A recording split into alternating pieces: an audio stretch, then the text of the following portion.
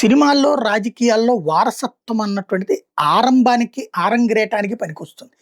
కానీ అతిపెద్ద పరీక్ష కూడా వాళ్ళే ఎదుర్కొంటారు. ఎందుకంటే వాళ్ళ హెడ్స్ ఎవరైతే ఉన్నారో వాళ్ళ ఒరిజినల్ ఫస్ట్ ఎవరికి వారసులో వాళ్ళతో కంపేర్ చేస్తారు. ఫర్ ఎగ్జాంపుల్ ఇప్పుడు 'చిరంజీవి' తో కంపేర్ చేసి 'రామ్ చరణ్‌ని' చూస్తే, 'చిరంజీవితో' కంపేర్ చేసి 'అల్లు అర్జున్‌ని' చూస్తే వీళ్ళని చులకనగా చూడటం జరుగుతది. తర్వాత వాళ్ళు మళ్ళీ తమ ప్రతిభను ప్రదర్శించుకుని 4 సినిమాలు హిట్ అయిన తర్వాత వాళ్ళకిప్పుడు సొంత ఇమేజ్ సంపాదించుకున్నారు.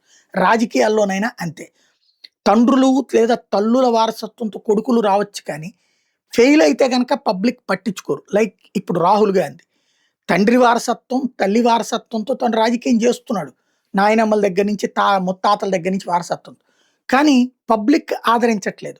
అదే ఇక్కడ ఆంధ్రప్రదేశ్‌లో వచ్చేటప్పటికి నారా లోకేష్ మొదట అలాగా ఏదైతే 'ఎన్టీ రామారావు' గారి మనవడు, అదే సమయంలో 'చంద్రబాబు' గారి అబ్బాయిగా ఆయన చూసినప్పుడు గోల్డెన్ స్పూన్ బేబీనే అన్నటువంటి కోణంలో తను చేసే ప్రతి పనిని, ప్రతి చర్యని కూడా ఆహ్, కాస్త ఓవర్ ఎక్స్‌పెక్టేషన్‌తో చూసి అది లేదని తనని అవహేళన చేశారు. అతని నడకని అవహేళన చేశారు. మాటని అవహేళన చేశారు. ఆలోచన తీరుని దుయ్యబట్టారు. విపరీతమైన నెగెటివ్ ప్రచారం జరిగింది. బట్ అదే లోకేష్ ఇవాల్టి రోజున కోట్లాది మంది ఆదరణ పొందగలిగాడు. మంత్రిగా ప్రూవ్ చేసుకున్నాడు. షాడో ముఖ్యమంత్రి అన్నటువంటి పేరు చెప్తున్న ఓవరాల్‌గా అన్ని ప్రభుత్వ శాఖల్ని ఎలాగా పర్యవేక్షించాలో ఇప్పటికే నేర్చేసుకున్నాడు. ఇంకోవైపున ఇదివరకు ఆహ్, లేనటువంటిది మరింతగా అందరిని కలుపుకుపోవడం. ఏది పవన్ కళ్యాణ్‌తో బాగా స్నేహంగా ఉండటం, అటు రేవంత్ రెడ్డితోనూ స్నేహం మెయింటైన్ చేయడం, భారతీయ జనతా పార్టీ జాతీయ నాయకుల దగ్గరికి పదే పదే వెళ్తూ వినయంగా, విధేయంగా, బాధ్యతగా మాట్లాడుతూ ఉండడం. తద్వారా ఓవరాల్‌గా ఆహ్, అజాత శత్రువు అనడానికి లేదు. ఎందుకంటే ఒక శత్రువు ఉంటారు. రాజకీయాల్లో శత్రుత్వం లేకపోవడం కుదరదు.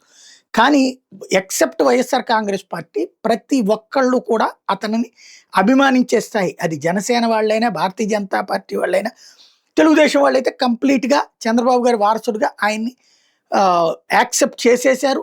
ఆయన నేతృత్వంలో నడవాలని కూడా కోరుకుంటున్నటువంటి పరిస్థితి. ఇవాళ ఆయన పుట్టినరోజు జరుపుకుంటున్నారు. మరి ఈ ఏడాదికి ఆయన్ని ముఖ్యమంత్రిని చేస్తారా? వచ్చే ఏడాది ముఖ్యమంత్రిని చేస్తారా? అనేది మాత్రం చూడాల్సింది. ముఖ్యమంత్రి కావడం మాత్రం ఈ టర్మ్‌లో ఖాయం.